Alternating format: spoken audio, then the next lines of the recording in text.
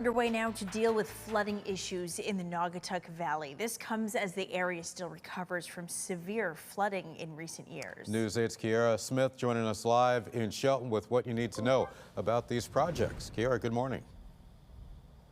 Good morning, guys. There are 9 towns here in the Naugatuck Valley that need upgraded drainage systems. Now, this is something that the community has been looking forward to, but it is still unknown when all of this could be expected.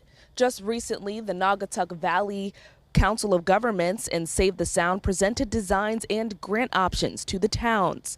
A project manager says this comes as many of them have systems that are no longer efficient or able to handle the rain.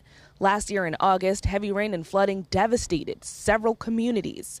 These areas surrounded by several creeks, putting property owners at risk. NVCOG says this is where those new systems could help.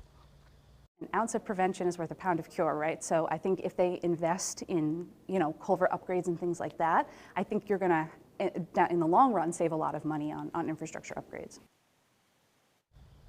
Now, coming up at 5:30, we'll tell you what a property owner here in the community has to say about this. Live in Shelton, Kiara Smith, News 8.